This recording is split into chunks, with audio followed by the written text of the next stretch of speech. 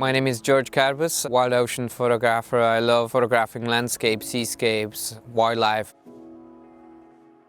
My style of photography would be, I always go for best light, best action, best possible moments. Currently, I have a chance to test this beautiful ZFC camera. For me, this camera is kind of camera which can hang on your neck all the time. It looks good, it's small, it's portable, and I'm not missing those beautiful family moments. When I'm setting up this camera, I'm setting up this exactly like my Z7 II, Z6 II. So I like to go to manual mode. I like to have a control where my shutter speed is and where my aperture is. And most of the situations I leave on auto ISO. Since the mirrorless came, I love how quickly you can snap the shot. I love how quickly and perfectly you can frame your shots using framing through LCD instead of looking into the viewfinder. And shooting on auto ISO, it's so comfortable. You don't have to be worried about your exposure. You just dial in what you want from shutter speed and what you want from f-number, and the camera do that for you. So most of the situations, the focusing system works really well, especially eye detection, people face detection, animal eye detection. I love those features, and our biggest task these days is really just frame properly, use the right lens and capture the moment.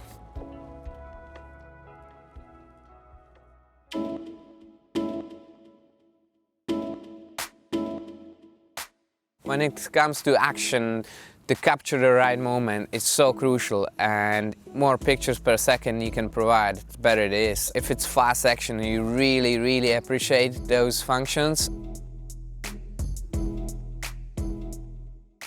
Today we're photographing our son Joshi when he was skateboarding. So we set the shutter speed high. In our scenario was 1000. My f-number was 3.5. I set everything manual except the ISO. I love to shoot manual with auto ISO, and yeah, we put the burst mode so it was shooting 11 pictures per second. I love the vari-angle tilting screen. Gives you great options for different angles. You can go low, you can go high. For this kind of action shots, it's great fun. There was one part of the pump truck where Joshi provides beautiful carve. That was the scene that I want to capture, and the light was really backlit, and there was like fresh spring leaves just coming out from the tree which was in front of the truck. So I wanted to frame Joshi going through the carve and frame him into those fresh leaves. So I didn't want to disturb the autofocus too much, so I know where I'm gonna stand. I know where Joshi will be passing, so I focus on that location, switch to manual, and then I didn't have to be worried that autofocus gets disturbed by moving leaves. And I was just focusing to have a beautiful framing of those leaves and Joshi be in the middle. One of the shots I got was pretty amazing, really phenomenal shot. I'm pretty stoked about that.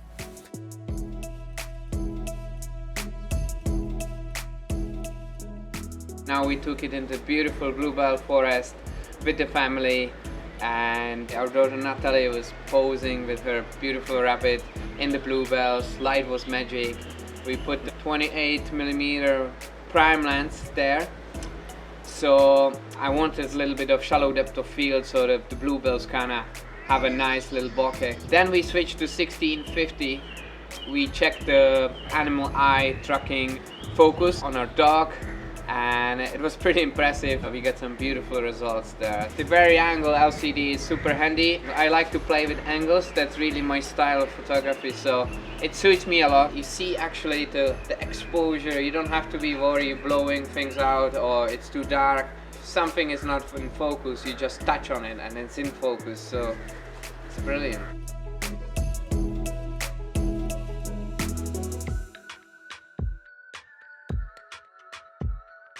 We are at our favorite spot outside the bay where we come in to see the dolphin, which we know for 17 years. It's a huge part of our story. huge part of my photography. Today we have a beautiful conditions, sea is pretty calm. Now the plan is to get my wife Kate in the water with the dolphin. So photographing on the water surface, especially in the sea, it's always challenging for the tracking autofocus system of the camera. So yeah, I'm looking forward to test it out. Today we put 50 to 250 zoom lens, which is really nice range. 50 is a classic portrait lens, so you can go from portrait into the pretty impressive zoom. 250 is already long range enough where you can actually photographing far distance animals and people, so it's a great range.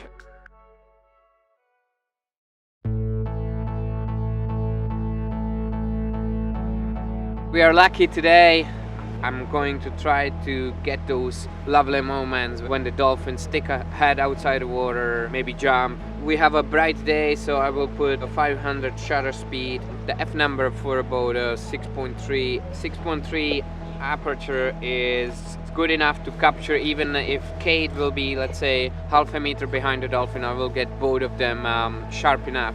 And the ISO, I have an auto today, which really helps, so I'm shooting on manual mode just to make sure the shutter speed and the f number is exactly what I want, and I leave the camera decide which ISO to use, because I'm pretty confident it doesn't go too high because it's a pretty bright day. When I'm around the sea, I like to use polarizer, even for my landscapes.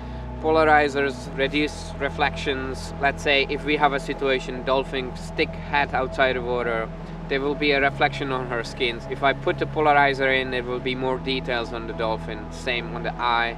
So in this situation, polarizer would really help. It reduces the reflection in the sea. Let's say if you do seascapes handheld, the clouds looks more vivid in contrast straight away.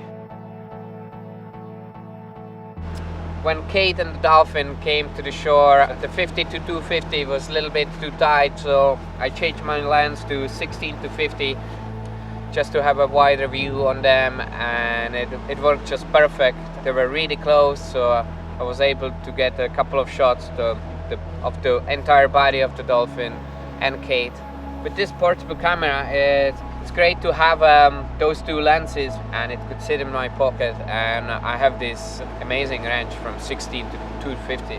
If you have 16 to 50 and then 50 to 50, you are pretty much set up for most of the situations which comes as a photographer.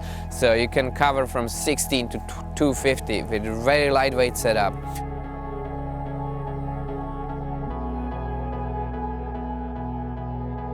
The practicing is the most important thing with anything we do. So snapping pictures is the best practice for anyone who wants to get better. And then once you get in a certain level, you can focus on different things and master, let's say, your composition, mastering your framing and choice lenses. Nikon Z, it's not just the second body camera, it's the camera for everybody.